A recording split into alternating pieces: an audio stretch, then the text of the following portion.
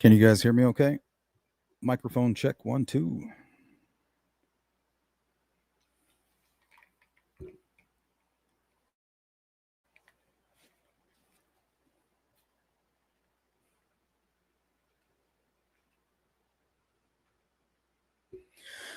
All right. Looks like we're all settled in. Hopefully you guys can hear me okay. Video, audio, give me a 1 through 10. How we doing on the video and audio?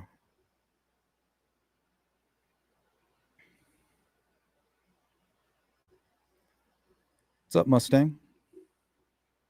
All right, guys, this is going to be part 2. Delphi murders, Abby and Libby. We're just going over all of the evidence.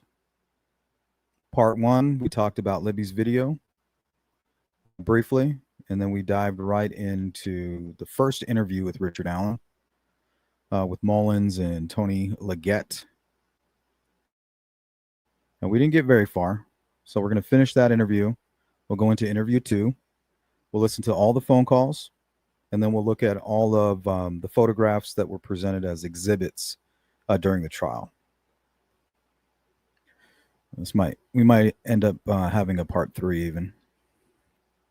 So we'll just hang tight a little while. We'll have a little discussion before we get started. Give everybody an opportunity to kind of get into the chat. And that'll also give me an opportunity to check on you guys, make sure everybody's doing good. Good to see you, Mustang. Ellie, what up? Jill Moser. Good to see you, Jump. Patty. Thank you for that. Thank you for the feedback.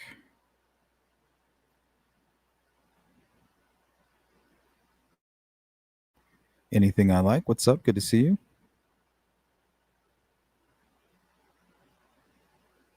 Maximum Evil. Hey, I got something for you. Maximum. Check this out. At least I used to.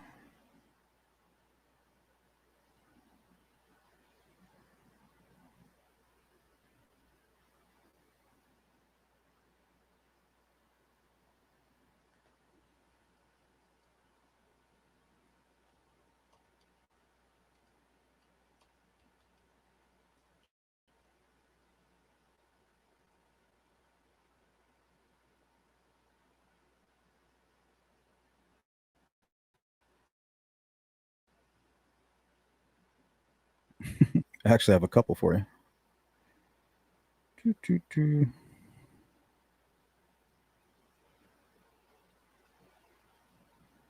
I got to click like 100 buttons just to share my screen. So I got that one. Look familiar?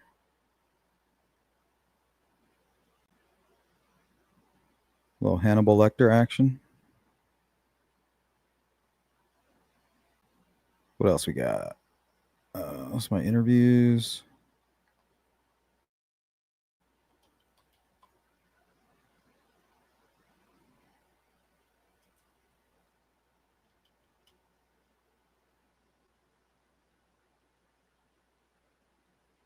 I'm starting to be able to think like this one. You know, I'd always suspected as much. You are an eye detector. The hell is an eye detector? I'm starting to be able to think like this one. You know, I'd always suspected as much. You more akin to artistic imagination. Doctor. No. This is different. More. I'm not psychic, Doctor. No. This is different. More akin to artistic imagination. You're able to assume the emotional point of view of other people, even those that might scare or sicken you.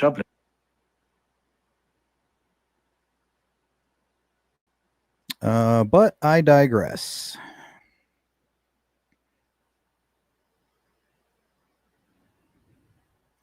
What's up, Jerry? Thank you. 10, 10, 10. Good. All right, we're doing pretty good today.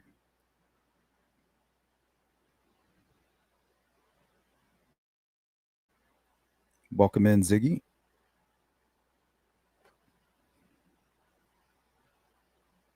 Neil, Timmy, Patty, Karen. Who else we got? Cheeks, good to see you. Feel like I haven't seen you in a minute. Yikes. Had my wisdom teeth taken out on Saturday, still feeling like shit, but I'm here. Yeah, hang in there.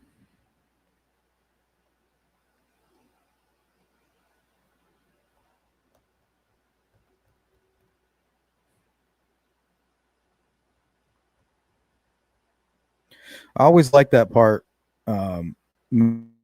Maximum Evil, where was it Clarice Starling? Oh no, yeah, I think it was Clarice. Hannibal says, "Oh, well, tell me how I got caught," and she says, "Well, you had weaknesses," and he's like, "All right, tell me what my weaknesses are," and with a straight face, she says, "Well, you're insane."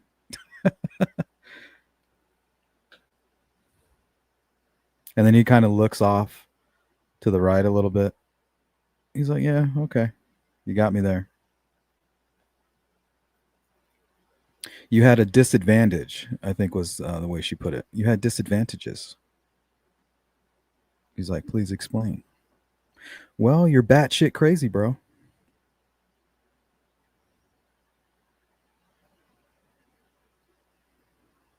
BN Mama, what's up? Good to see you.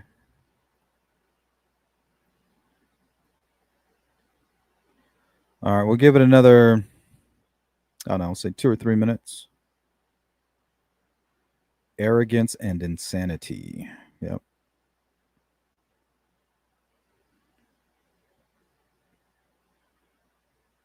Mustang wannabes everywhere, Sleuth. Yep. You guys remember what the hell was his name? Here, bear with me a minute.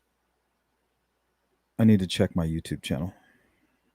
Can't remember the name of this video, but it was somebody who had confessed to being the bridge guy or the Delphi killer.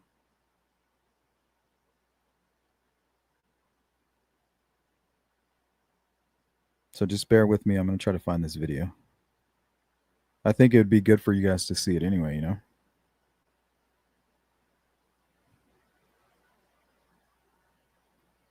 What's up, Luis?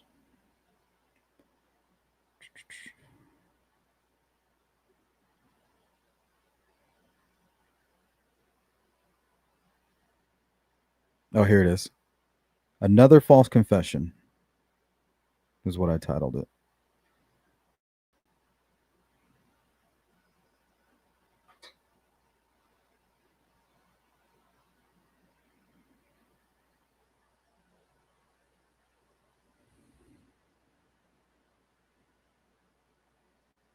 All right, if you guys can't hear the audio, make sure you tell me right away, okay?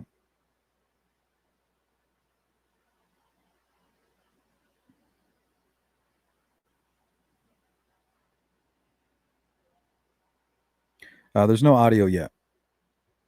Shit, I don't even know if there is audio.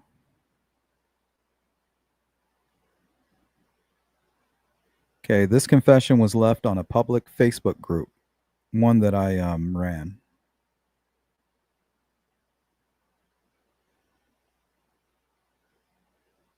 Online sleuths tracked him down in under 30 minutes. So this guy confessed, he came out publicly, and they already had everything on him.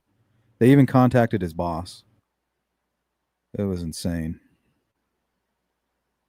The power of social media is not to be pawed at. Let's remove that border. Good to see you, Louise. We'll take the comments down.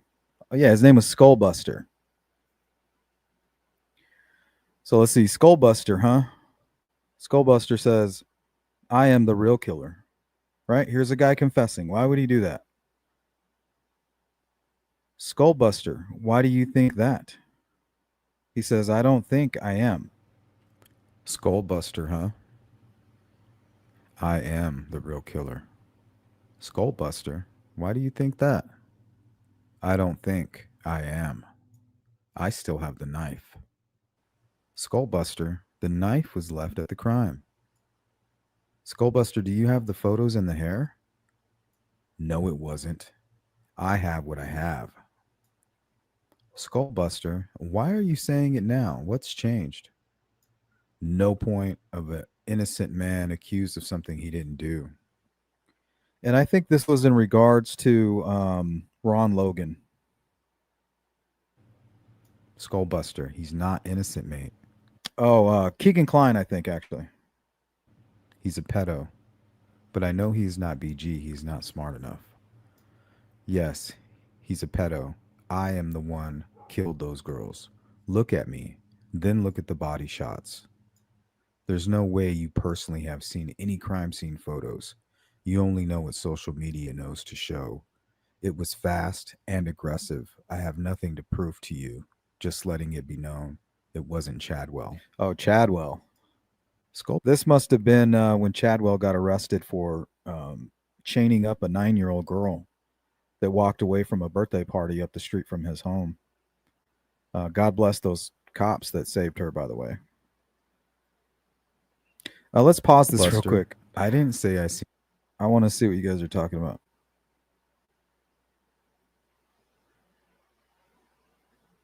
Oh, thanks, guys. Grunge 77, welcome in. Phil Bond. Make sure I'm getting everybody here. Welcome in, everybody. I'm doing well, BN. It's always good to see you. It's been few and far between lately. So glad you can make it. Like the guy who left the note at the library in the Zodiac case. Something like that. Seen photos from the media. The media haven't been given, just letting it be known it wasn't Chadwell. Skullbuster. I didn't say I seen photos from the media. The media haven't been given the photos. The photos are not out for everyone to see. Yes, it was aggressive, and no, it wasn't you either. You misread what I said. Yes, it was me. The light always shines through the darkness. Maybe there might be two more from what I can see from you. So this guy is claiming to be the real Delphi killer and also threatening to kill Nick Davies, who was a member of the group, to kill her 2 kids. So what he did was, as he was communicating with her, he went and checked out her Facebook page and saw that she had kids and said, threatened to kill. And that's what he means by there's going to be 2 more from what I can see from you. Maybe there might be 2 more from what I can see from you.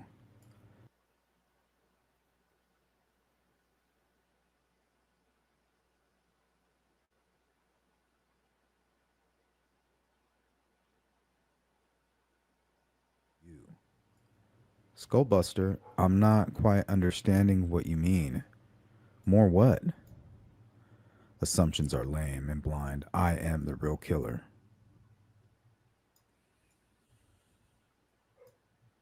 Oh, and then he posted a photograph. That's the Skullbuster.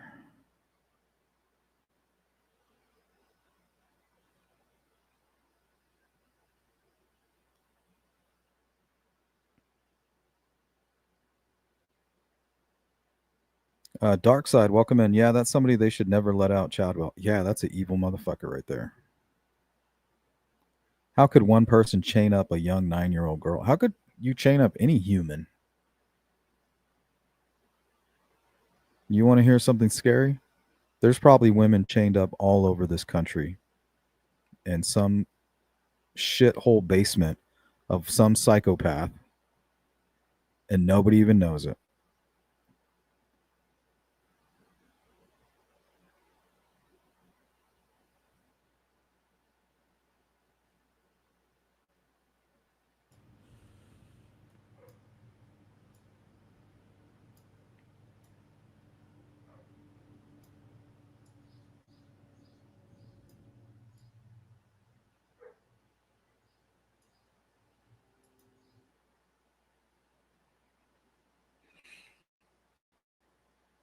Three signs your car So, pretty interesting. accident is worth major compensation. Let me go back over here to my YouTube channel.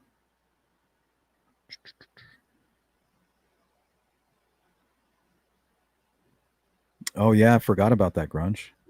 And he had a big-ass, mean-looking Rottweiler.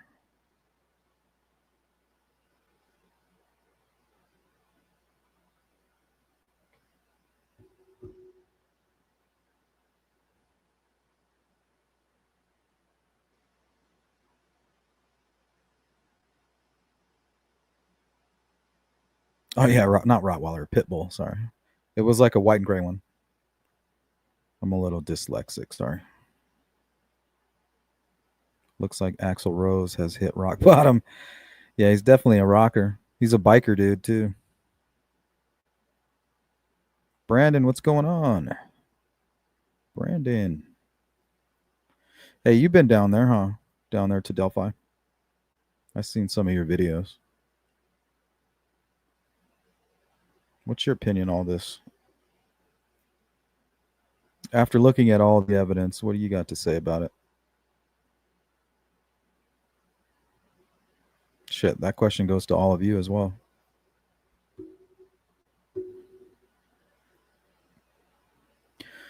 Alrighty. So if you don't like the whole stop and go and listen to Sleuth give his shitty opinion, this might not be the live stream for you. But every time I see something that stands out to me, remember, I'm not an expert. I don't claim to be. Remember, we're all created equal here. We all have our own opinion, and we all see the world through our own eyes. We have our own perception. We perceive things differently. And I don't care if you sit on a high horse. It doesn't matter to me. I'm going to live my life, and I'm going to speak. I'm going to say what I have to say, regardless. Any criminal history, if you've been arrested for anything. Any medical problems, heart trouble, high blood pressure, psychological disorders? Oh, yeah, and everything. Okay. I've had a heart attack. I've got a couple stents. Okay. And, How long ago was your heart attack? 2010. Okay, you were 40. 37. Holy cow. Mm-hmm. Welcome in, bootleg. Depression, anxiety, high blood pressure, cholesterol. All right. I can't remember who it was, but one of you left a comment about this part of his interview, saying that you felt like he was using all of these issues that he was having as an excuse for what he did, you know? And I do believe that Richard Allen is a very proactive person. He tries to get ahead of things. Countermeasures, remember? It's going to be today's phrase. Countermeasures. And you're working at CVS. So you said you've been there how many years? Yep, definitely an expert.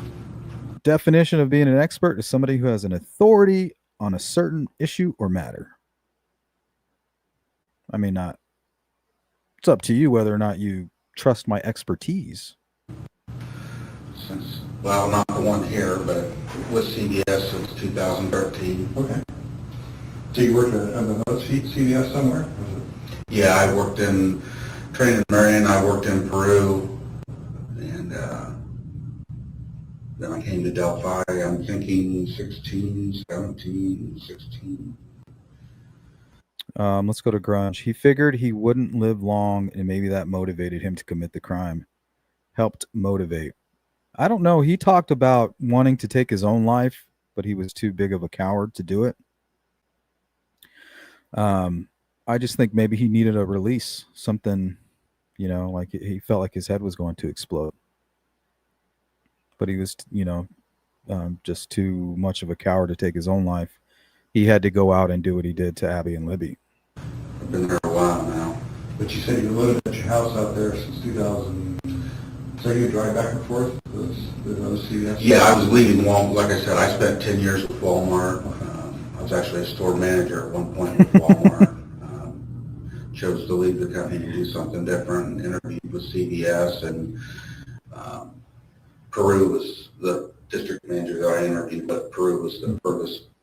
That's interesting. We kind of touched on that yesterday, Cheeks. Cheeks says, I think Richard Allen justified what he did in his own mind a long time ago and has been trying to punish himself since he did it. And all those confessions are part of it. I agree with that. I think maybe he thought something bad was going to happen. Police shootout, you know, maybe he thought a bunch of sirens were going to show up at his house. Who knows? Western store that he had, or closest to me. So that's where I was going to be working. And it just didn't work out the way that I thought it was long term. I mean, I was there years, but Yeah, that's a good point, Grunge. It kind of was. Everybody's like, this is very bold. This guy's attacking two victims, which is already rare, two young victims, and it was at 2 p.m. in the middle of the day. So, yeah, it kind of was a suicide mission. Maybe suicide by cop. I wanted to, they had a training position. And then we also know, I'm not sure if this was testimony during the trial, but at some point he put a pistol in his mouth and was hospitalized. A managerial training position. I told him I didn't want to do that anymore. Long story short, and put in the transfer bag. Yeah, that's just between us, guys, all right? Don't go around telling people that I said that. And It's just between us. like I said, I'm 16. I'm going to say around 16. Don't question my 17, authority. somewhere. All right. Well, managing is kind of hard sometimes, I understand. Is there a particular reason why you didn't stay in management, or? Tired of it, the bureaucracy, just not really being about taking care of the customer. It's more about. Oh, see, this part is very strange. And I'm not an expert in psychopathy, that's for sure. But to me, this is kind of textbook stuff, right? He has this excuse for why he doesn't want to be in management. Like, he's not telling the truth. He's like, oh, it's about the customer. Like, he cares. He's this caring guy. He's so caring that he's going to change the trajectory of his entire career, right? They're not about the customer, guys. I had to get out of there. Me? I love the customer. You know what I mean? And then this number on this spreadsheet and that number on that spreadsheet, and then you're getting a call every 15 minutes if you didn't hit this number on this spreadsheet. And none of them really. Sounds like he wasn't hitting his numbers, his quotas. You know what I mean? He doesn't want to admit to his inadequacy. Help you take better care of the customer. You spend your time managing scorecards, and I just had enough of it. Thanks, Karen. Just tired of it. Sure, okay. Okay. What's up, Fishy? Let's see, so from where we're at right now, I think probably, can you help us understand what was going on Monday, February the 13th? You kind of tell us what you were doing that day and cover the day the girls Okay. out on the trail. Okay. Yeah. That's very interesting, Grunge. He might be caring in certain areas of his life. Yeah, and I think that's typical for most psychopaths, right? They kind of play the character. And it might even be legit, Certain things might have stuck with them while they were being raised. Certain parenting instincts. But yeah, I can see that. Israel Keys was very fond of his daughter. Yet he could go out and brutally rape a young girl who was somebody's daughter.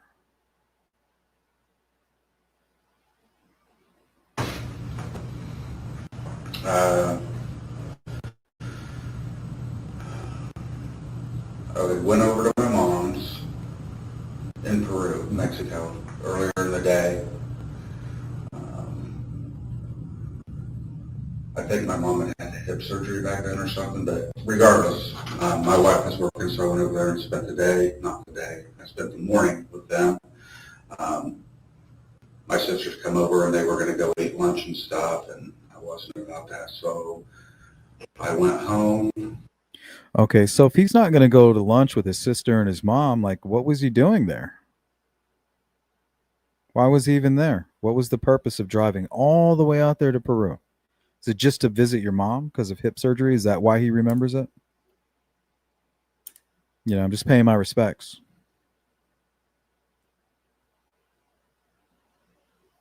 He was out of there by 11. What was the purpose? Sometimes I wonder if he wasn't trying to establish his alibi that way. Kagan Klein said, I was with my grandparents. Or if it was TK, he would say, well, I was with my parents all day. I even brought my son with me. If you need to check my cell phones, there you go. He even claimed from 12 to 3 he was doing something. It's kind of like what Richard Allen is saying. He went to the trails at 12 to 1:30.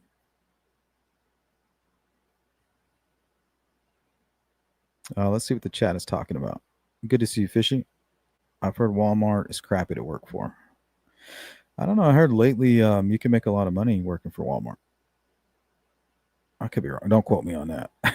Don't go apply at. Don't quit your job and go apply at Walmart because I said that. Always says what, Grunge? Bootleg. To be fair, customer-driven stuff is a lot less work and makes more sense than 5S Lean Six Sigma ICE 901 bullshit.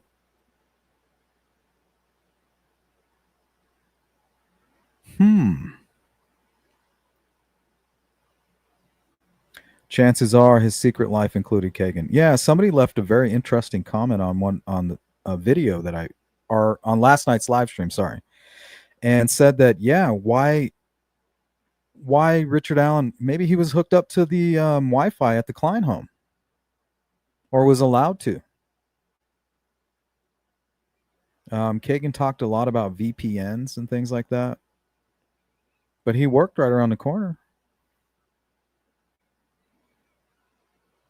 Good to see you, Jari. Boston, what's up? I keep losing Xfinity internet. Hi, everyone. Welcome in. Cheeks. No, Sleuth. He drove all the way out there to meet up with his buddies. Yeah, but his buddies had this alibi. Somebody, if they were involved in the Delphi murder, somebody had their phones, their cell phones, and were using them. They were looking up porn. They were connecting to a Wi-Fi at the Trexler home. They were even at the Canal Street address. So if Kagan and his father had something to do with this crime, that means there's others involved in assisting with the alibi. Unless the investigation just wasn't very successful and just assumed, maybe he just left some porn on or whatever. But I think it from what I've gathered, the phone is moving around. Somebody's using it. They were very convinced that there's no way that they could have been there based off of the cell phone data. Well, your phone can go places that your body doesn't, right? You can separate from your phone. If somebody steals your phone and takes it to fucking Guadalajara, does that mean that's where you're at? No. So I wonder if Richard Allen didn't go to his mother's that morning to attempt to establish his alibi.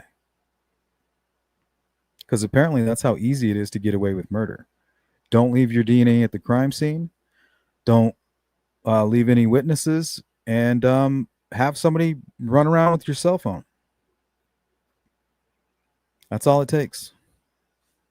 And then don't have no obvious connections to your cohorts. What's up, Frank?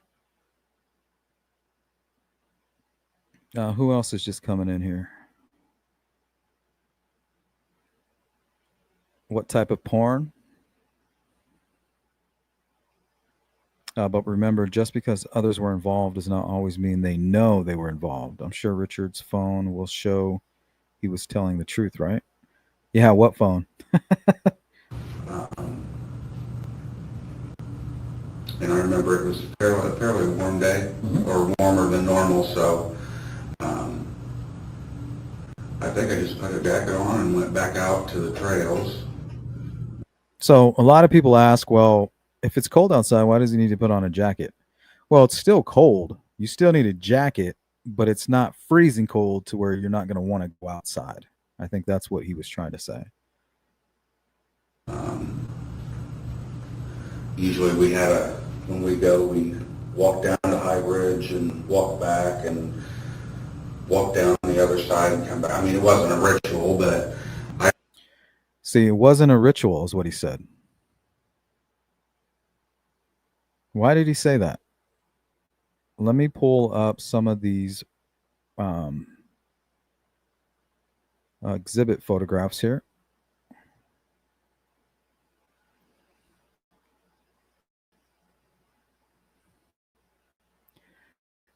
Oh, we would go up the bridge and come back the bridge, come back down the bridge, go to the other side and come back.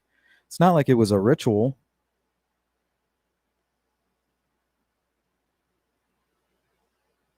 Doesn't that sound familiar? Bree Wilbur, what'd she say? I'm back. I did it. And what was Abby most likely doing? Crossing the bridge for the very first time. Like a ritual. Like a rite of passage. Why would he say that? The day he's at the trail, these girls are pretty much doing a ritual or a rite of passage.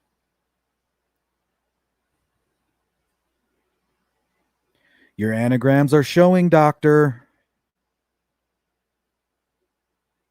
I remember walking down to the bridge.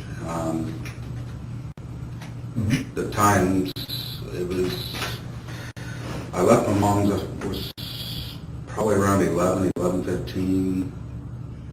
So I think I would have been out there, because I didn't do anything else. It would have been around noon, I thought, is when I was out there. Walked down to High Bridge. Always went out just a little ways. Why is he talking and looking? Why isn't he just talking and having a casual conversation? Why is he talking and then just observing what he's writing down? And then watch the superficial charm come out right here. Because I didn't do anything else. It would have been around noon, I thought, is when I was out there. Walked down to High Bridge. Always went out just a little ways, not all the way. Went out a little ways and watched the fish. Not all the way. Don't get me confused with the guy that kidnapped the girl. I didn't go all the way. I went out on the bridge, but not all the way. He can't take it back because these are the details that he's already provided to Dan Doolin. So he's trying to adapt and adjust and maneuver. Work with what he's got. But these two guys right here, they already believe that he's the killer. They're like, how did we overlook this? I'm sure there's still an investigation into what happened to that.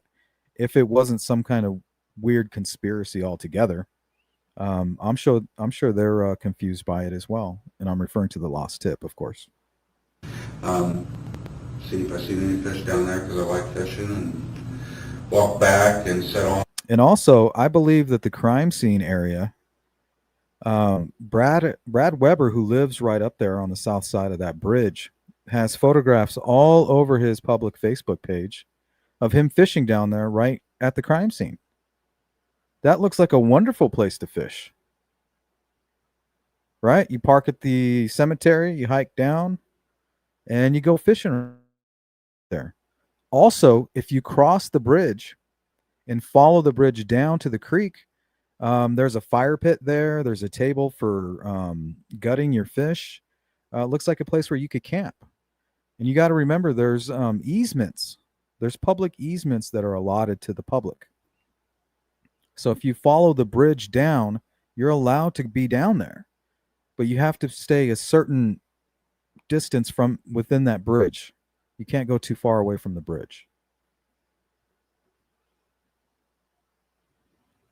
So who's to say Richard Allen didn't cross the bridge and go down to the crime scene or down the hill to go fishing? And he didn't want to admit that because he could have easily have used that as a cover story, right? You guys found my bullet because that's where I go fishing.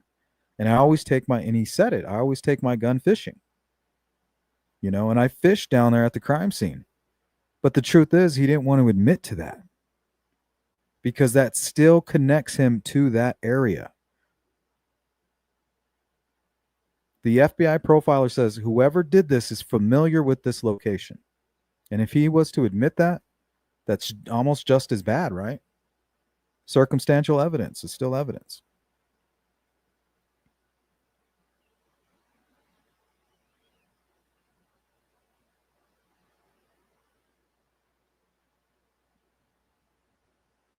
He told the cops he was there because he must have told his wife that he was there. She came home from work at 5:30 and he was asleep on the couch, right? This psychopath is asleep. Wakes up and she says, "Did you hear about the girls? I want to go out and help them search. These 2 girls are missing." He's like, "Oh no." And she's like, "Weren't you out there?" He's like, "Yeah, I was out there, but I didn't see anything." She says, "Well, the cops are asking everybody that was out there to come forward." So she might have tried to search, and then a day later, law enforcement puts out to media, "Hey, we want anybody to come forward." I think it was on the 15th. They put out these photographs. They put all this stuff out saying, "Hey, if you were out there, we just want to know what you saw. If you saw anything, just tell us." So she's like, "Hey, they want everybody to come in." So he did. He went down to the police station and told them, "Hey, I was there." He had to. Because if he didn't, guess what that does? It creates a red flag. Hiding in plain sight, guys. That's how it's done. By being proactive. Getting ahead of things, taking countermeasures.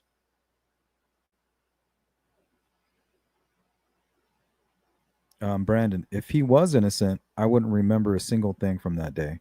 Exactly. You shouldn't. The witnesses didn't remember shit. Hey, what do you remember seeing? I don't know. This guy was in all black, maybe 5'10". He's taller than me. I think I might have came up to his shoulder. Shit, I don't fucking know. Well, does he look like this guy? Oh shit, yeah, that's him. Yeah, he wasn't wearing black. He was wearing a dark jacket and something covering his face, but that's him. But when you look at Richard Allen, what does he say? He knows everything that's fucking going on. He's talking about a ritual. He's talking about these girls are babysitting. One had long black hair. He knows their whole life story.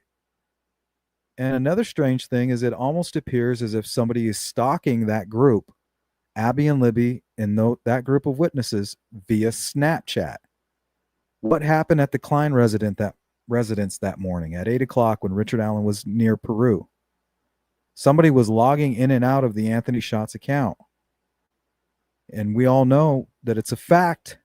The Anthony Schatz account was talking to Abby and Libby the day before, all the way up until the day of. On the when you turn around and go down the other fork, there's a bench that overlooks, and sat there for a few minutes and Thanks, Eli. walked back out and left. Okay. Anything else you remember? Okay, I want you to notice how Steve Mullins looks up and is shocked. Is shocked by how attentive Richard Allen is to his note taking. Now watch Richard Allen kind of get thrown back by that. Watch this. Walked back out and left. Okay. Ooh, he's like, Anything "Oh else shit!" you remember? Like I wasn't looking at your notes. Um, Where was you? Where's your car at?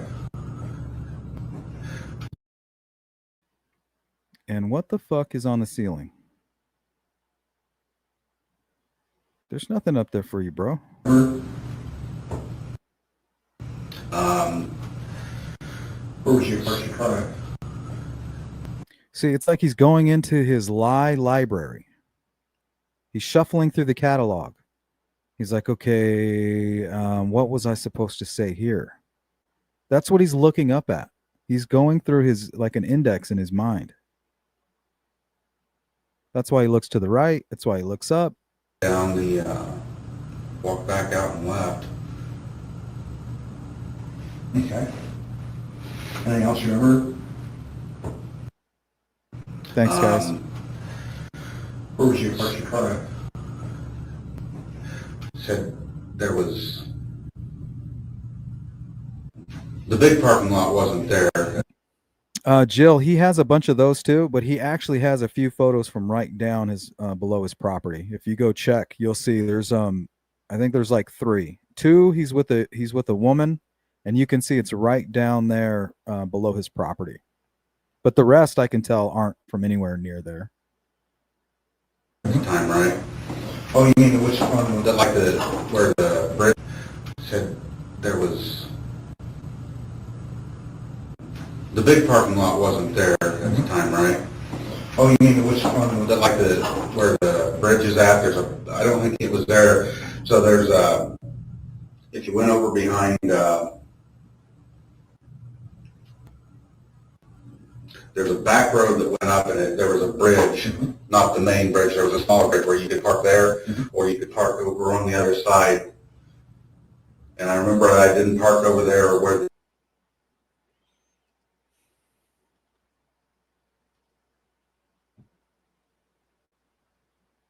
Let's take a look at what he's talking about here.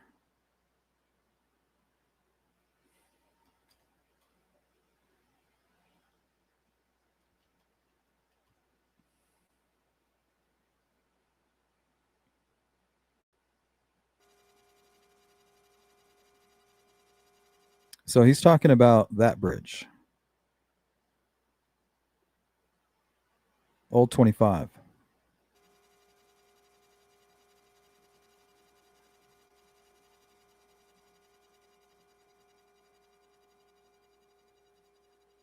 Did you guys see it?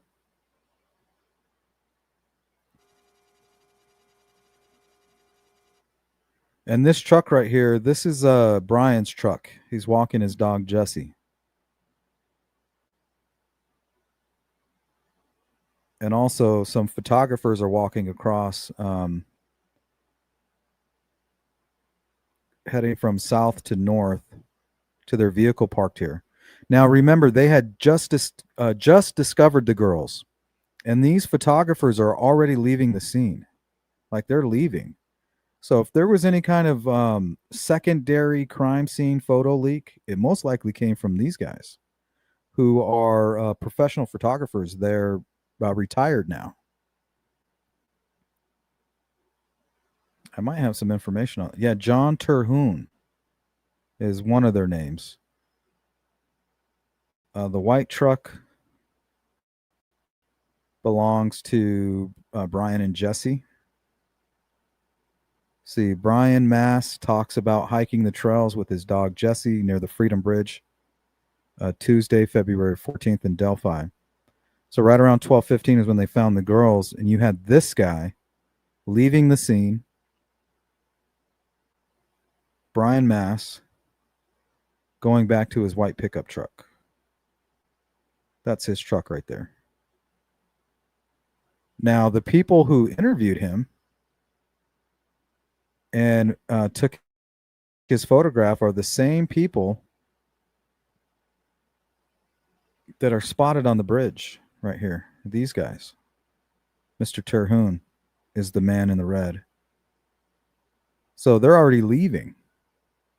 Makes you wonder if somehow they were able to get down there and take photographs of the crime scene before investigators were there, or maybe from a distance.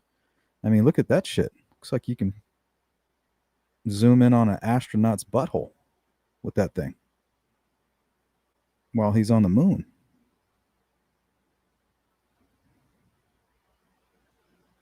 That thing. Serious lens right there.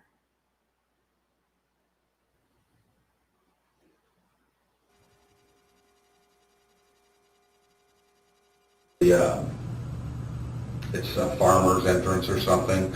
I remember I didn't park there because I had told him something about, there were a couple vehicles there when I left, so I parked somewhere. Oh, you mean which one? Like where the bridge is at, they're down the, walked back out and left. Okay. Anything else you remember? Where was you parked your car at? Said there was, the big parking lot wasn't there at the time, right? Oh, you mean which one? Like where the bridge is at, I don't think it was there.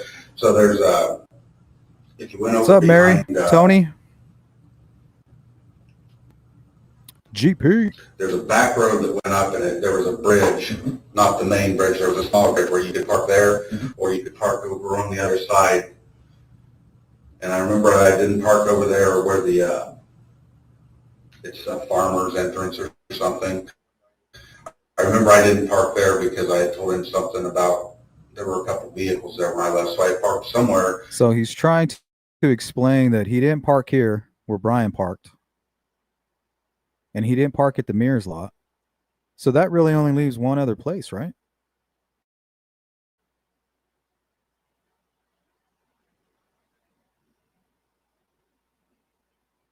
Either parked over on the bridge side, or there used to be a little building there. I could have parked there. There was a trail until they got the whole thing done. Okay. When you're talking about All right. Did you see how he kind of blew past that?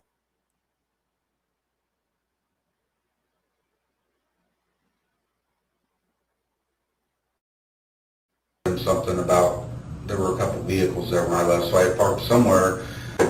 Not the main bridge. There was a smaller bridge where you could park there, or you could park over on the other side. And I remember I didn't park over there where the it's a farmer's entrance or something. I remember I didn't park there because I had told him something about there were a couple vehicles there when I left, so I parked somewhere. Either parked over on the bridge side, or there used to be a little building there. I could have parked there. There could have been a little building there. I could have parked there. He knows exactly where he parked. So he doesn't know if they know. You know what he's waiting for? He's waiting for them to say, we have you. We have you on film parking here. So if he lies about it, they know that everything he's saying is a lie. So he's keeping it open, you know, for interpretation. There was a trail until they got the whole thing. Okay, the trail that he's talking about. See it? Hold on, let me take this comment down. Can you see it right here? Let me go a little bit further.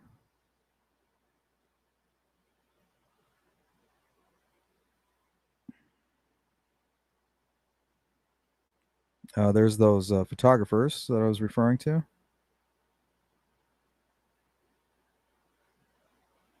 Okay, there we go. So the trail that so the building he's referring to is a CPS building, and the trail that he just mentioned is this one right here.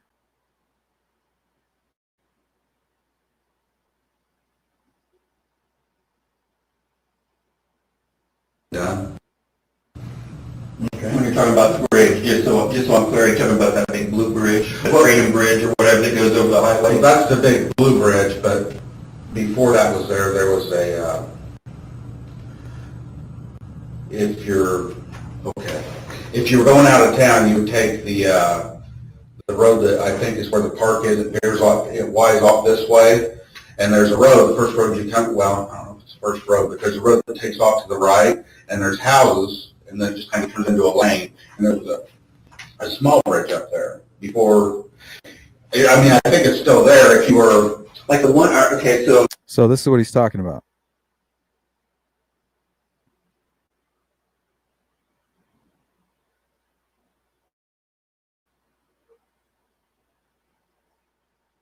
See the road?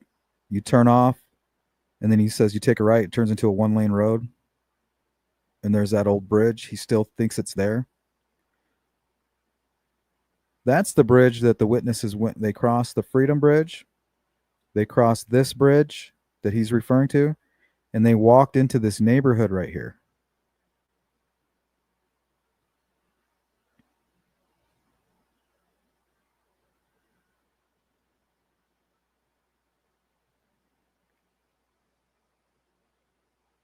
you're talking about the one-lane bridge kind of that goes over the street? It wasn't used. It wasn't a bridge that was used, I guess is what I'm saying. It was just, there was a parking area up there that you could park in. Okay.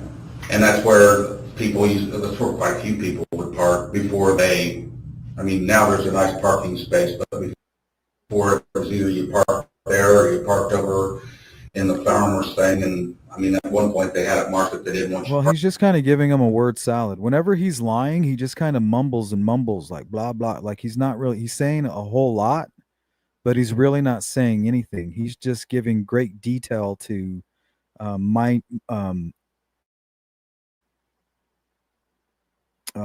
information that doesn't mean it, it's meaningless. You know, he's like, oh, the tire, it was black and it had thin tread. It had 20-inch rims, and the rims were sparkly. They had like this design on them, you know, instead of just saying like it was a tire. Because he just wants to kind of give them that word salad and keep them occupied. He's trying to charm them. I'm not innocent. Look, I'm just talking. I'm giving you all this information. Look, I'm openly giving you information, but he's not giving them anything.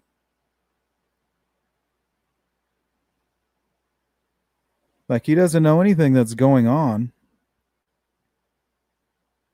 Parking there, so and I know it wasn't over there because I told him something about some cars that were there, so I would have been parked up on the bridge side of things, I guess is what I'm saying. I guess I'm all happy. So this is kind of an overview of the area. And also, So, Richard Allen talked about vehicles being parked there. What vehicles was he referring to? He couldn't park in the Mears parking lot. That must have been the dog walkers. I don't know, Dan McCain. He said he was there at 2 to 4. obviously, this is the Blue Bridge here over the Houston Heartland Highway. Okay. What's up, Poos? And so, can you mark on where you think you parked at? Good.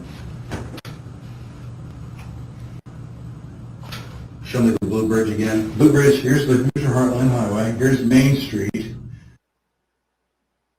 Okay, and I think this is actually what they were riding on. Let me pull up this exhibit for you.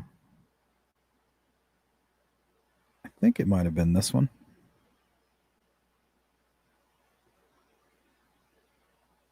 No, it's not that one. Bear with me a moment. Do do do do do do do do do do do do do do do do. There we go.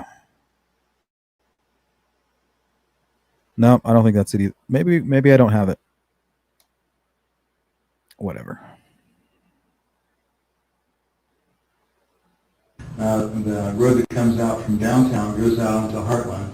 Good to see you, Poos. Anderson's, I think that's going to be their What's up, Mark? And down there's the So that's the Blue Bridge.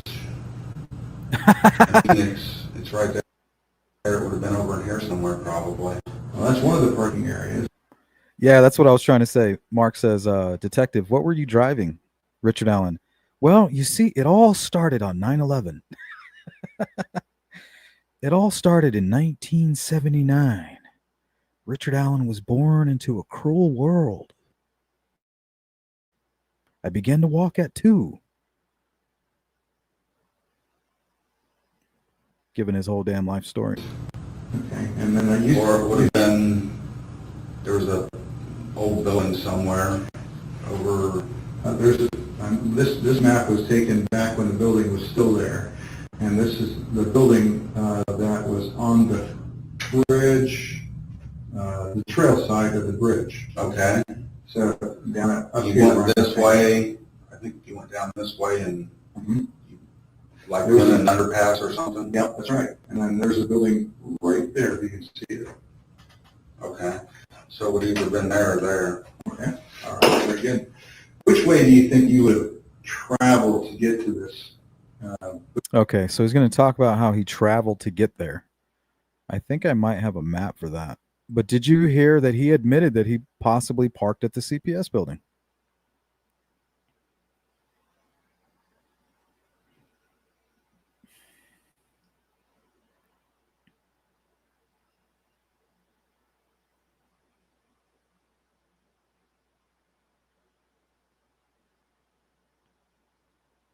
Here, now I think I can pull up this other map.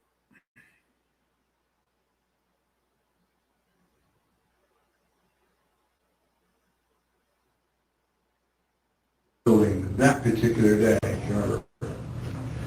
So asking him how, That what way it loops around. route he took. I don't know the names of the roads or anything. I mean, I can show you where I drove, but it just, on the way, the road that goes out, it's basically the same way that you get to this one, except, no, it's further up. And you go down and it like comes down and goes around somewhere and comes over on the other side. Okay. Very good. Okay. Was it ever an occasion where you might have gone to the park another way? Did you go out here very often, I should ask? Names of the roads or anything, I mean, I can show you where I drove, but it just, on the way, the road that goes out, it's basically the same way that you get to this one, except, no, it's further up, and you go down and it like comes down and goes around somewhere and comes over on the other side. Okay. Like what? Okay.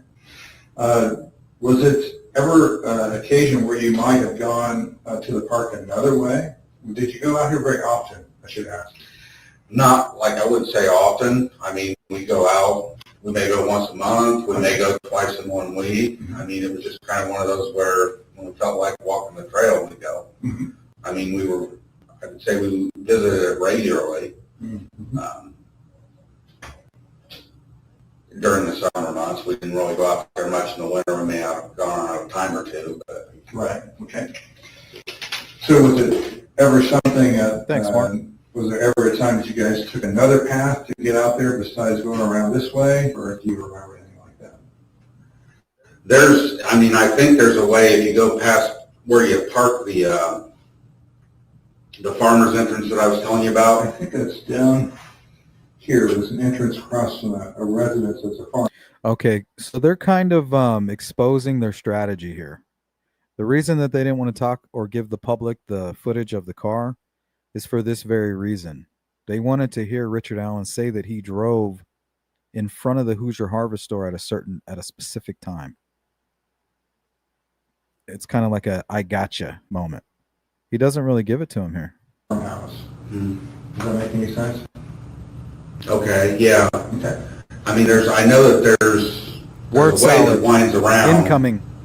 And you can eventually get back to 200 or whatever road it is. We're off of 200 North, I think it is. It comes out somewhere down there, but we only did that. I think we found that by accident one time. We thought we'd go that way and try to get back, and it was.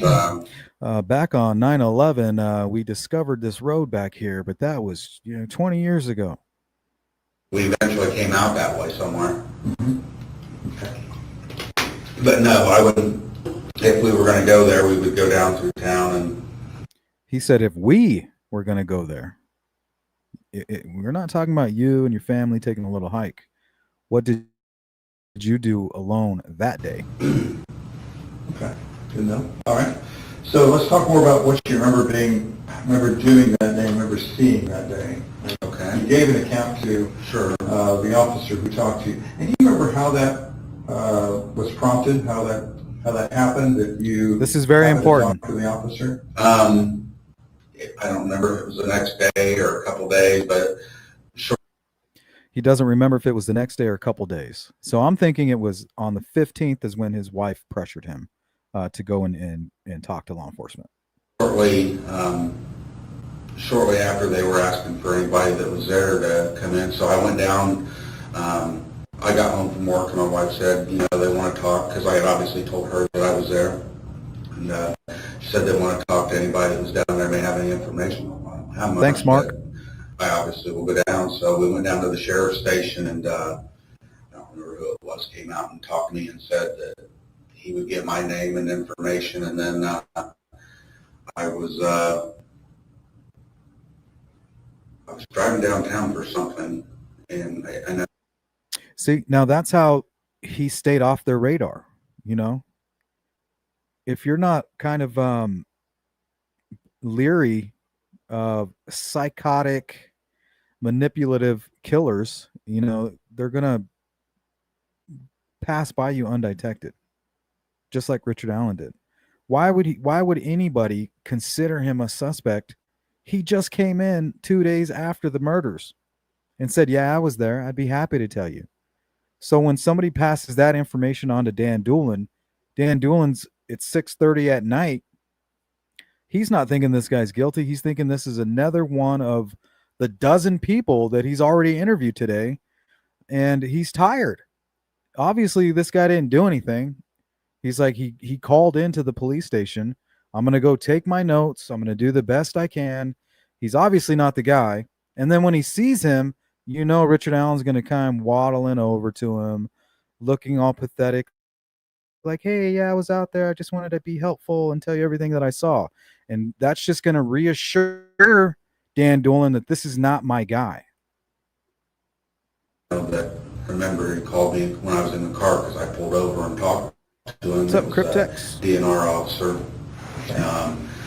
And he asked me if I could come down and talk there or if I want to meet somewhere. And I don't remember how or why. I think they were really busy, obviously, crowded probably. So I was heading down to, it was the Stable Lot parking lot down there, and I told him I would just meet him there if that was okay. So he came down, we talked. Okay, and we know exactly why he wanted to meet at the Save-A-Lot, right? Because he had told his wife a separate story, a different account of what took place that day. He can't have those stories crossing paths, right? Because his world will explode. He told his wife, I didn't go out on that bridge. But when he went and spoke to Dan Doolin, he said he did go out to the bridge. He looked at my phone, took my phone information. Right? His wife was like, you were out there. That kind of looks like you. He's like, I didn't even go out on the bridge. That could be anybody. You know, yeah, it kind of looks like me. I mean, I had that jacket on, but everybody dresses like that. She's like, yeah, okay. Yeah, you're right. Yeah, just go down there and tell him everything. He's like, okay, I'll go down there. And I think he got some, we took Like, right, that looks like you. Babe, I didn't go on the bridge. I didn't even go on the bridge. That can't be me. But Richard Allen, I think in the back of his head and him being proactive and trying to create these countermeasures, he believes that he was seen. Betsy Blair, I think he's like, oh shit, she got a really good look at me. So now I have to adjust everything that I've had set up, right? I can't use my alibi that I had planned for my mom because this lady clearly saw me. I was stupid, took off my mask, maybe even my hat to smoke a cigarette, you know? He's probably frustrated. He's coming from the cemetery right after Bree Wilbur sends Snapchat. Right as she's 2 minutes after she sends that Snapchat, he's zipping over to the CPS building and cuts those girls off. They even said it. This dude looked angry. Something was bothering him. I said hi and he snarled at me or growled or something, right? He probably thought that that was his target, Libby or Abby. Like, I don't care who you're with or what time of day it is. I'm going to go out there and I'm going to kill you. He had on all this, he had on a disguise. His face was covered, and he knew that. the battery out and everything. He got information off of us. So that's pretty much it. And I mean, I gave That's him the it. Let me go. Forgive me. I mean, it's been years, and I thought about it a lot. As time goes on, it's like I said, I think I was there probably around noon. It could have been a little before noon or a little after. And what's funny is he says noon, right? That's Keegan Klein's alibi. Noon. Isn't that interesting? Let's get our story straight. Noon. Walked down, back an hour, so probably 1:30, 1:45, depending on exactly what time it was that I got there that day. I just remember walking down the trail, and I had told him that when I was approaching the trailhead, I guess is what I'd call it, that there was 3 girls walking off the trail, and I just remember it looking like one of them was probably... Me too, Mary. Excuse me, guys. I wish his interview with Doolin was video recorded because I would love to see exactly what he said and how he was dressed. That would be interesting. Well, I mean, this was a few days later. What happened was on the 15th, law enforcement provided some photographs. They were screenshots from Liberty's video of the bridge guy. It was 2 of them. In one of the videos, you can actually see Abby's elbow. They did their best to scrub that. I screenshotted it. a long time ago, but I think they attempted to scrub that and then crop it a little bit. So once he saw that and his wife saw that, she was like, "Isn't that you?" Because they use this tactic often early on, right? When they have a suspect, this person's not a suspect. We just want to ask them what they saw out there that day. So that and his wife, right? Like, oh shit, that's you. But they're saying you're not a suspect. And then he's like, no, that's not me. It kind of looks like me. I was dressed similar, but a lot of people dress like that. But that's definitely not me. And you could get away with that because the video was so shitty. You could hold that photograph right in front of his mom and be like, well, I mean, I can't say definitively. So he knew that, told his wife, I didn't go out on that bridge, so that's not me. And I will go talk to them, right? No red flags, being proactive. And what have we known about the killer from the beginning? That they believed he was hiding in plain sight. This is what we're seeing unfolding, is a killer who was hiding in plain sight. And we're looking at it right now. Watching babysitting, but watching the other two because they looked a little younger. And they looked very similar. I don't know Thanks, if they Sensei. were sisters or whatever, but the other one didn't necessarily. But I remember seeing them walking off the trailhead, and I didn't really see anybody. What's going on with Kathy Allen? If anything, heard she was not cooperating with defense anymore. Is that just a rumor? Cooperating how? They're not her attorney. They're not Richard Allen's attorneys anymore. The only work they have now is just to preserve the record.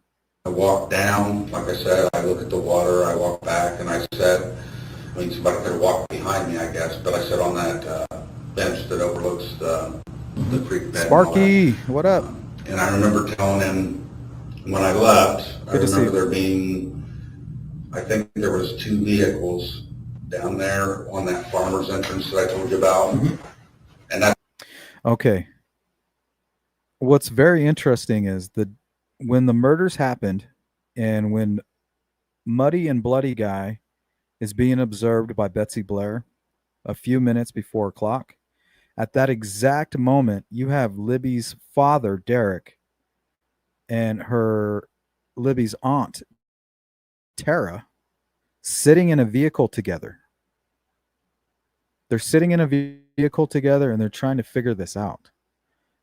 Tara's telling Derek, I just saw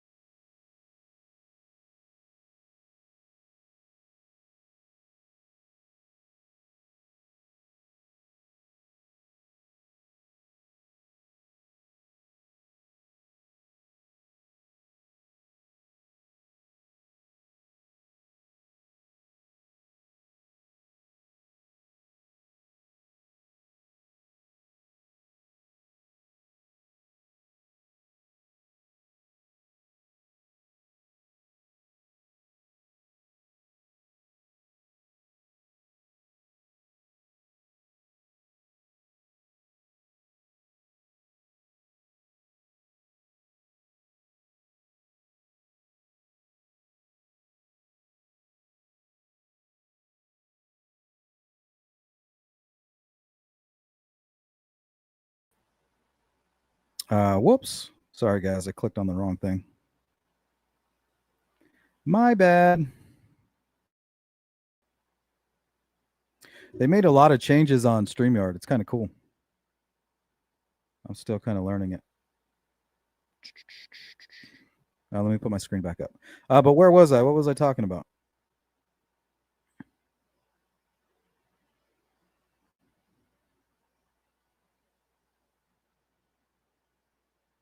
Welcome in, wife Lilith. Good to see you. Sparky, good to see you. You still unpacking? Damn. You must be going nuts. I know how you hate that shit. Me too.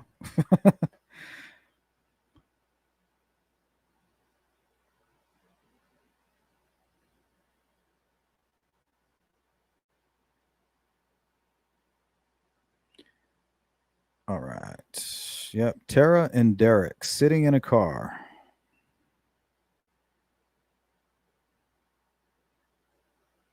At the exact same moment. That's why I believe Richard Allen went behind the Mears property. I think he was walking muddy and bloody, and he looked over and he saw that there were people looking around. Like, where could they be? Shit, maybe he even recognized them. He's like, oh, shit, I can't walk past these guys all muddy and bloody. I'm going to go behind the Mears property. It's really not even out of his way. The way that the road curves, he's not losing any time, and he's not even walking a further distance. He's just probably trotting through a bunch of mud and shit. That's why I know I didn't park there, because obviously I wouldn't recall seeing cars there if I parked there. The farmer's interest, are we still talking about this area here, or is there some other location here? There's a pull-in, like right next to the trail, is all I can tell you. There's a pull-in right next to the trail, and a trail actually leads up to the trail. Yeah, it's hard to see from here, but I think this is what's called the old Mears. There was a farmhouse across from it, is all I knew. Right. And it was like I guess it looked like where you take farm equipment in and out or something, but I know at one point they flagged it that it said no park. So why is he playing stupid? We're talking about a guy who's been to that trail 100 times. He even helped the McCains tear down the old corn crib on the Mary Gerard 505 trail. He's parked all over there. He's been up and down those trails. Why is he playing stupid with the Mears lot? So we didn't park there for a period of time, but... Did you ever park there before when you went? Yeah. A lot of times you did? Okay. I mean, we used to when it wasn't marked. Mm-hmm. We did a cleanup down there one time I brought a bunch of Walmart people, kind of a community engagement thing. We did a cleanup down there. It's the year that they tore down. We tore down that, if you go down, not the High Bridge way, but that one where I sit on the bench. Yeah. That I was telling you about. Did he just say the one where I sit on the bench? We did a cleanup down there. It's the year that they tore down. We tore down that, if you go down, not the High Bridge way, but that one where I sit on the bench. That one where I sit on the bench. And so we didn't park there for a period of time, but... Did you ever park there before when you went? Yeah. A lot of times you did? Okay. I mean, we used to when it wasn't marked. Mm-hmm. We did a cleanup down there one time I brought a bunch of Walmart people, kind of a community. It'd be really interesting to get a hold of some of those Walmart people. If you are Walmart people who helped tear down the corn crib, send me an email at sleuthintuition@gmail.com. I would really like to chat with you. If you happen to help Richard Allen go into Delphi and tear down the corn crib, holla at your boy.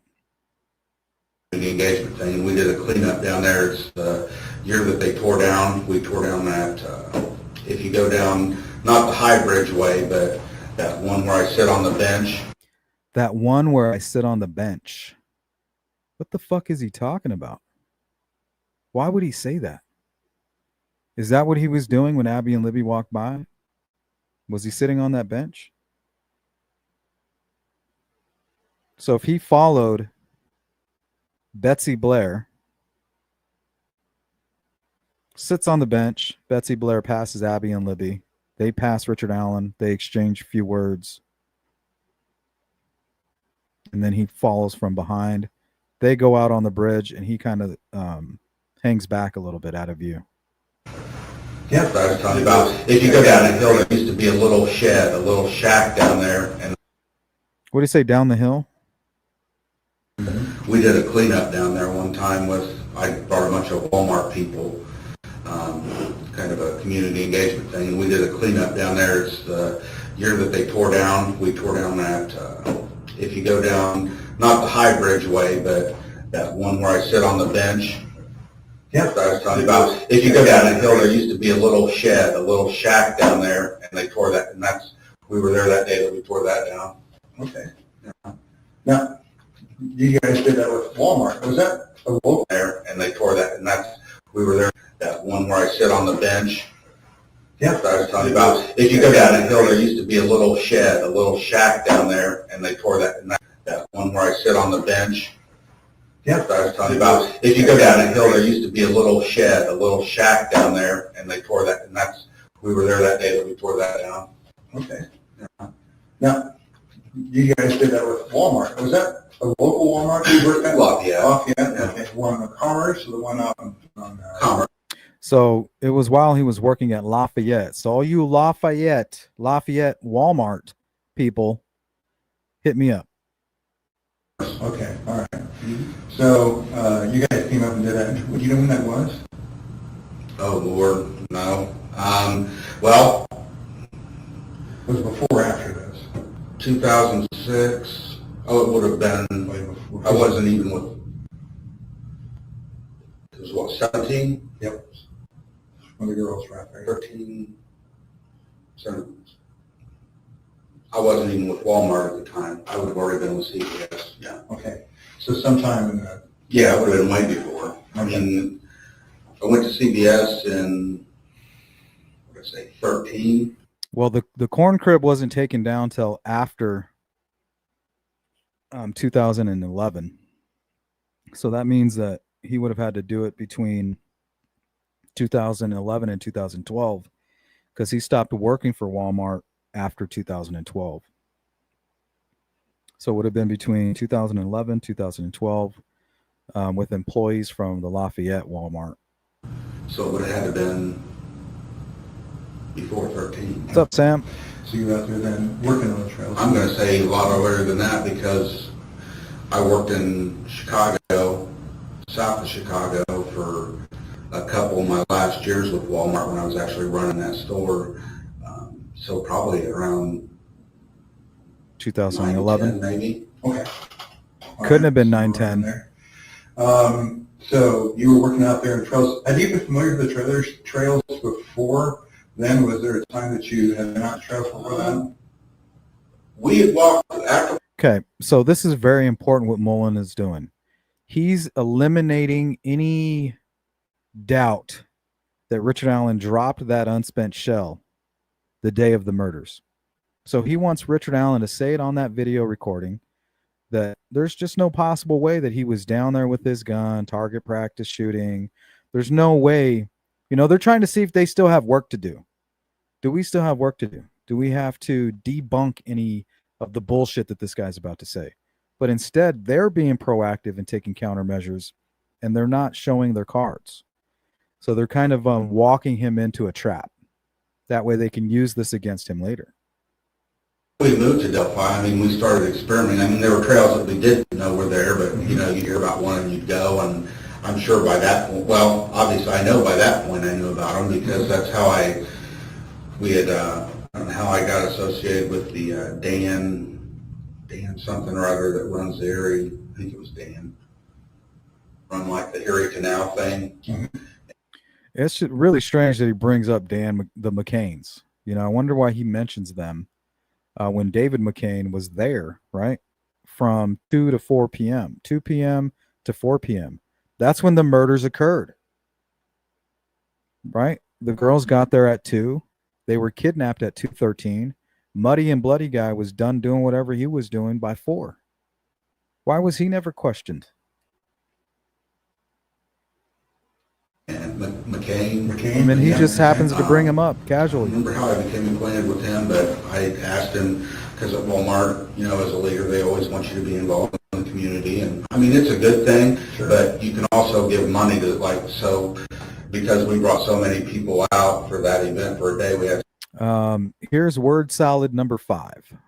so many hours, and we were able to donate money because of that from Walmart to the Erie Canal Foundation or whatever. So we worked, I guess the question is, yeah, I had been on the trails before that day. And we also worked out at the the Carrollton Bridge that day. There's a tow path or something. We dug some stuff along there too. What's the Carrollton Bridge? Does anybody know? Oh, okay, yeah, makes sense. All right, well, that's good.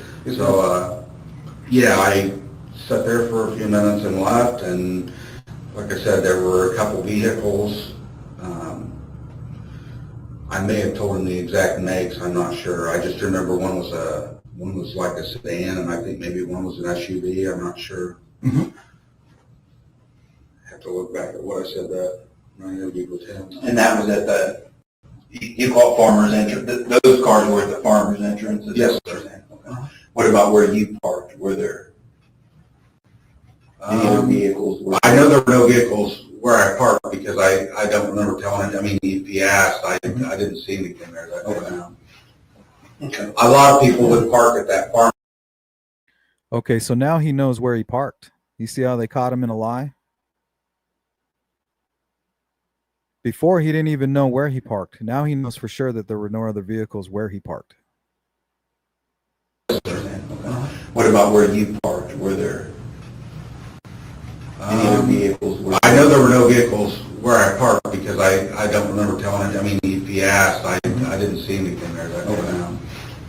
Okay. A lot of people would park at that farmer's entrance because I'm thinking that was probably when they didn't really want you parking there, and that's probably why I didn't park there. But it's much closer to the trails, so a lot of people like to park there. You walk in and you're actually like halfway through the trail, so you can walk one way and the other and leave. But I know at one point, like I said, they didn't want you parking there, so we didn't. So back then, if you told, I don't think there's ever been truer words spoken. No such thing as a smart criminal. I agree with that. You wouldn't be doing what you're doing. he said his report said old Farm Bureau building. So that means I never really knew what that building was. Yeah, that's right, Poos. The devil's in the details. If you allow somebody, they'll tell you their intentions, but you got to listen. You got to listen closely. The devil's in the details. I just remember telling him there was a building there, and if that's where I told him I parked, then that's probably where I parked. Because we, like I said, we would either park, obviously the farmer's entrance. Okay, and what I think we're witnessing right now is a direct product of the 2019 presser. Remember the one that they knew was going to shake things up when they brought up the CPS building? That's what we're seeing. This is fruit from that tree, right? He's been preparing for this since 2019, that they've had that new evidence. It was always the most convenient, but there was a bridge, a small bridge before the blue bridge. I probably, I don't know if I got this right. This is Anderson's. yes. So there was a little tiny, it used to be like a one-way bridge. It wasn't even a road anymore. Like, you could either go towards the blue bridge or you drive under it too. Yeah, I think you ride. Now I follow. It wasn't, that parking lot wasn't there on the other side, so you didn't, but yeah, you would, you went, like I said, you take this road that forks off coming out of Delphi somewhere, Yep. and then you take a right, and it's just a little road, and there's some people that live along it, but then at the end of the road, it goes up to this, like I said, there's like a parking area where people used to park. I think I know where you're talking I about. think you can't see it on here, but what you're describing Probably. is the road that leads up to this parking area. But you're not, it's out of the sight of that side of it. Sure, it's probably, yeah. Yeah. Okay.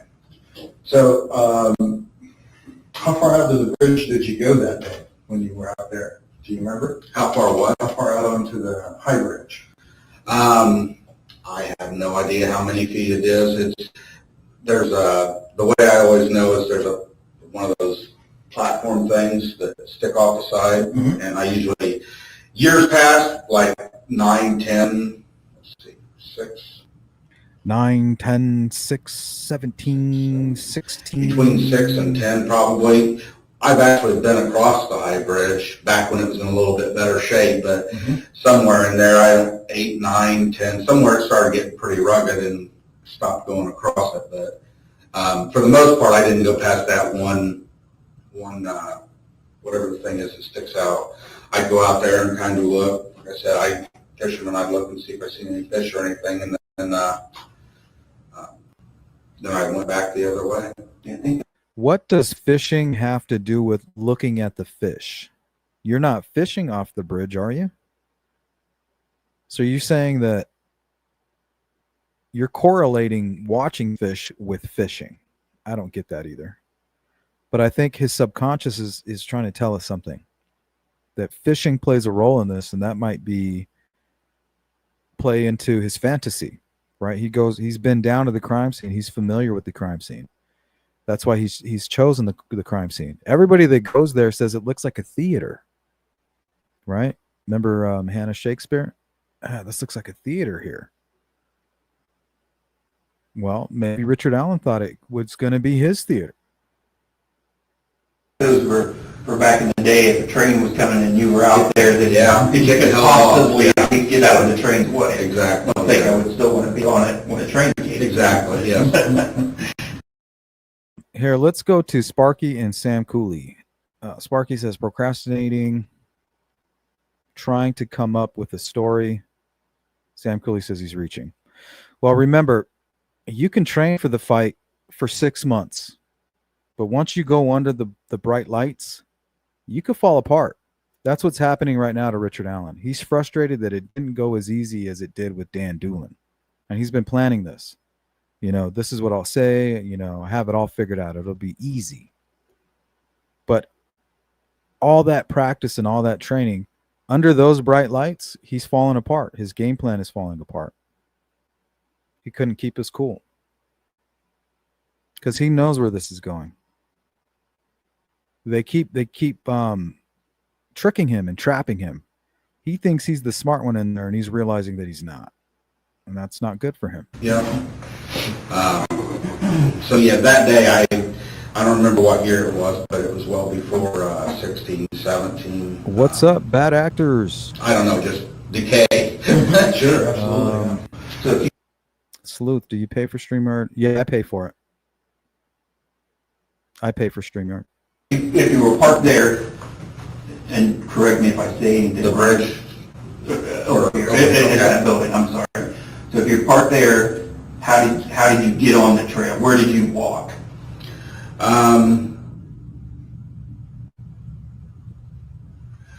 At one point, you either walked down the road, but then at one point they had a trail there. Not a trail, I wouldn't even call it a trail. They had a gravel path that led to the new thing that they were doing. I call it the trailhead. When they started doing all that, there was a trail that would, I think it ran along the road, if I remember right, and then it just cut over to where the trail. So I believe he's talking about the trailhead. I don't have the photo up anymore, but there's a trail that when you walk out of the CPS building, or if you step into the parking lot, there's a trail from that small parking lot. It's not really a parking lot anymore. It's more of a gravel pit, but there was a trail from this parking lot / gravel pit that led to the Freedom Bridge. And that's the actual path that the killer took, because the killer took that path, passed by the witnesses exactly how he's describing it. So even people that support Richard Allen, they should still say, yes, he's the prime suspect, right? The people that say that there's not enough evidence to convict him. But you would still have to concede that he's the number one guy, right? Above the Kleins, above Ron Logan, above Chadwell, above all these guys, all these other persons of interest. How can you, in clean conscience, say that at the very least, Richard Allen is not the prime suspect? I understand if you have a problem with the way the trial went down, like, hey, you know, this was real shoddy evidence here.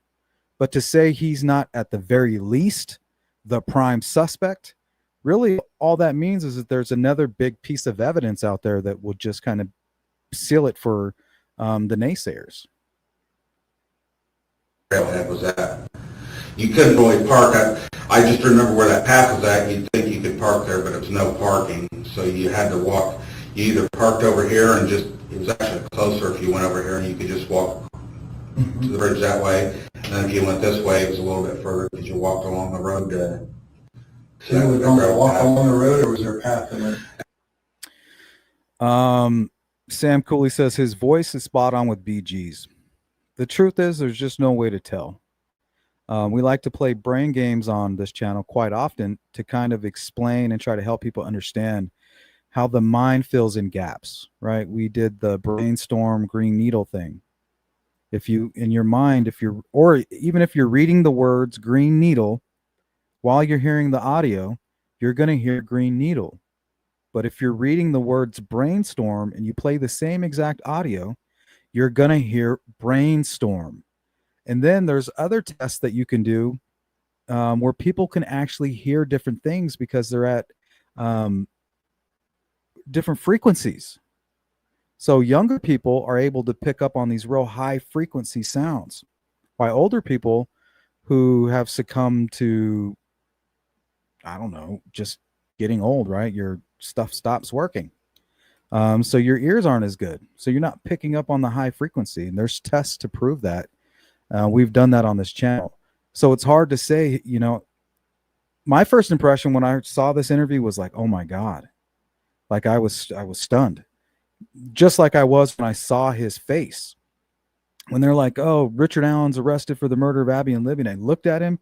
I was like, ha ha, aha. There's the bridge guy. Same thing with this photograph. But I don't know how accurate that is, but those were my first impressions, and first impressions matter. But unfortunately, there's just no real way to, it's very subjective. It's beyond subjective because your mind fills in these little gaps, and your mind, your bias, right? Well, they've arrested Richard Allen. Let me hear the voice. Oh my God, that's him. But honestly, if you listen to Ron Logan, his voice, and then you listen to the bridge guy, you're like, oh my God, that's very similar. Same thing with Kagan Klein. Same thing with somebody was going around accusing Anthony Greeno.